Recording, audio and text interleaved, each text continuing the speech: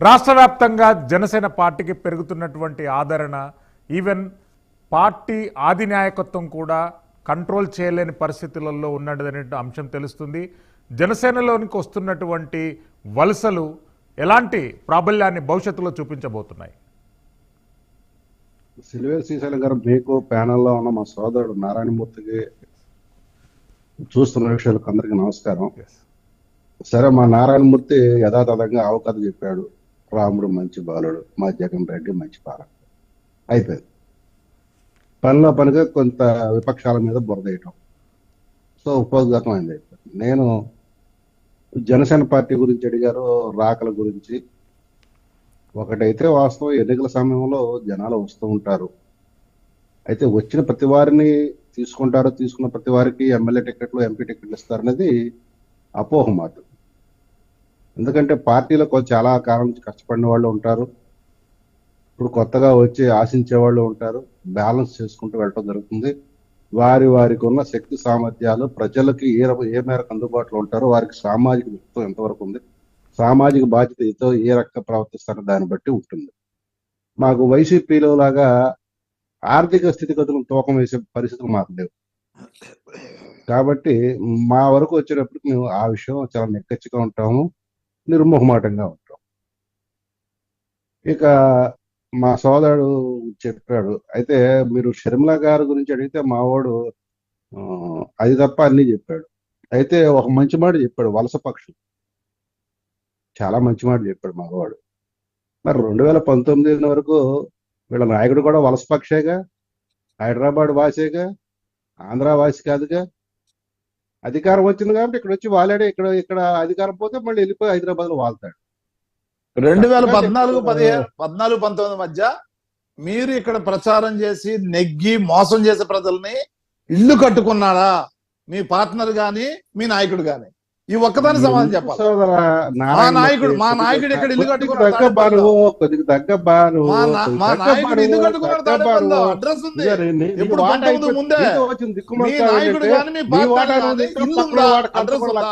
నాకు ఒక్క మాట చెప్పాలి. నువ్వు పక్కన కంచం కూడా లాక్కొని తింటాను మొదలు పెడతావు. నువ్వు కంచం కాదు అసలు, నీ గురించి అడుగుతున్నావు. మనిషిగా నువ్వు ఈ సమాధానం చెప్పాలి. నీలాంటి చెప్తా కదా, పక్కన పెట్టి ఎవడుకుంటే సమాధానం చెప్తా కదా, నేను చెప్తా కదా సమాధానం.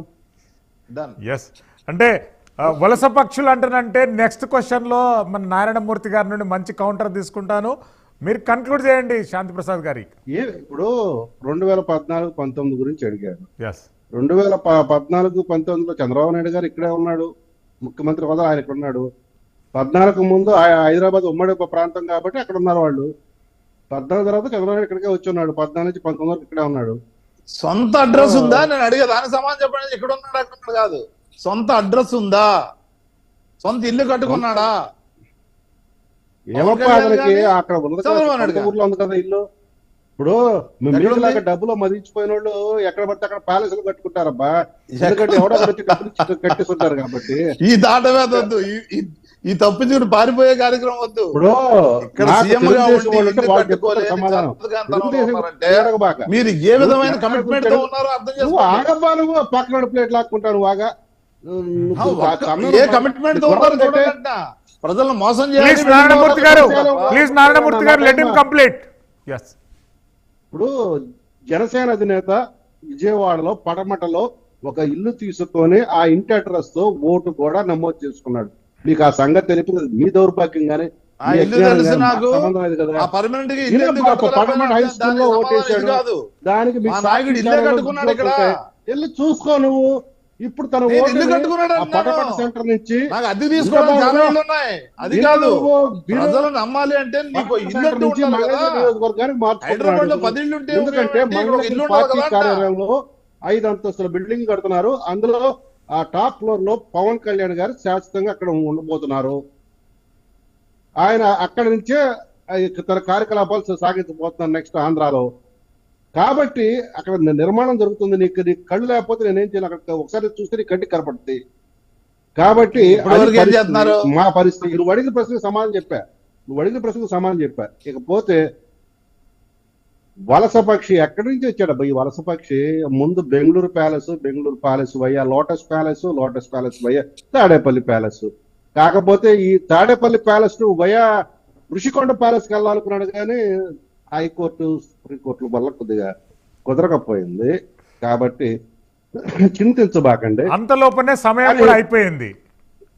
కానీ మీకు చెర్లపల్లి ప్యాలెస్ అనేది ఉంది. తొందర ఎందుకు? చాలా ఓల్డ్ ప్యాలెస్. అందులో అది కూడా మనకి చూద్దాం, తొందర ఎందుకు? చెర్లపల్లి ప్యాలెస్ అవుతా తిహార్ ప్యాలెస్ అవుతా ఎవడు తెలియదు కానీ ఏదైనా ఒక ప్యాలెస్ లో మటుకు ఒక అది రూమ్ లో అంత ఉంటాడు. అత్యుత్తమం ఎందుకంటే మోసం అది కూడా లెక్క చూద్దరు వేసుకుంటూ. కానీ. అది మటుకు Yes. శాస్త్రం. శాంతి ప్రసాద్ గారు మళ్ళీ వస్తానండి. శాంతి ప్రసాద్ గారు మళ్ళీ వస్తాను. నారాయణమూర్తి గారు చాలా ఉత్సాహపడుతున్నారు.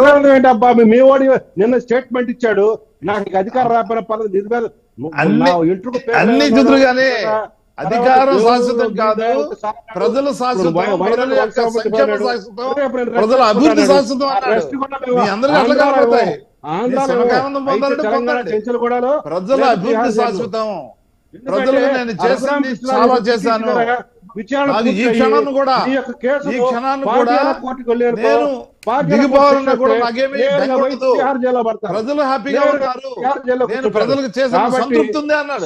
అది గుర్తుపెట్టుకోవాలి. మీరు వంకరలు ఎత్తుకున్నామంటే పారిపోవడానికి మార్గాలు ఎత్తుకోండి. పారిపోవడానికి ఈ మార్గం ఎందుకు? మేము పారిపోవచ్చు. మీరు పారిపోవడానికి ఈ మార్గం ఎందుకు? ఎంతమంది కలిసి వచ్చినా చెప్పచ్చు. జగన్మోహన్ రెడ్డి గారు చెప్పింది ఒకటే, ప్రజలకు చేయాల్సింది చేశాను. నేనేం కావాలనుకున్నా చేశాను. ప్రజల చేతిలో ఉండదు నన్ను ఎన్నుకోవడం. ప్రజలు తప్పనిసరిగా నన్ను ఎన్నుకుంటారని భావంతో చెప్పారు. మీకు అలా వినపడద్దు. ఎందుకంటే మీరు ఎప్పుడు కూడా వక్రంగానే ఆలోచిస్తారు, వక్రంగానే అర్థం. కేసీఆర్ కూడా ఆలోచిస్తారు, వెళ్ళి కూర్చుంటాడు, ఇల్లు మంచమే పడుకున్నాడు.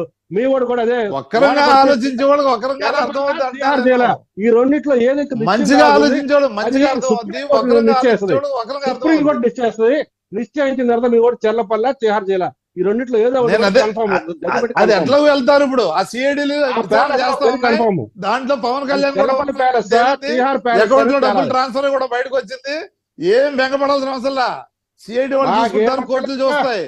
ముందు మనం నువ్వు ఆవేశపడబాక, నువ్వు ఆక్రోశపడబాక, అంత అత్యుత్సాహం ఉంటే నారాయణమూర్తి గారు డోంట్ వర్రీ. నువ్వు ఊకే ఇబ్బందులు శాంతి ప్రసాద్ గారు మళ్ళీ వస్తారండి.